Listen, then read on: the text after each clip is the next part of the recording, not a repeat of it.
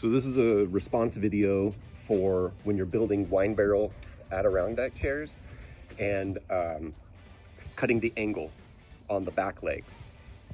So the reason we're cutting an angle on the leg, it has to do with this board actually.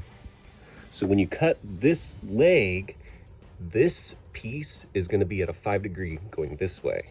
And that's going to turn the front leg in slightly, right? So it's, instead of being flat forward, it's going to go in like that. And so it's going to shape to this board a little better.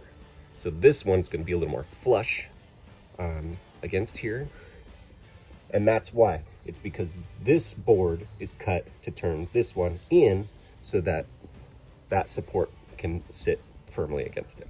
And so when you're making the square of the back legs, what's going to end up happening is you're going to have a little bit of an overhang on this, and it's going to be like tight on the other side, right? I don't know if you can really see it, but it's going to be a little loose on this side, and it's going to be firmed up on this side. I don't know if I'm explaining that well. So when looking at your miter saw, you've got just the 0 here, so just shift it to 5 degrees for one, and then go to the other side and do 5 degrees for the other leg. So I will say this is not an exact science, and I've made plenty of chairs not doing that angle cut, and it turns out just fine.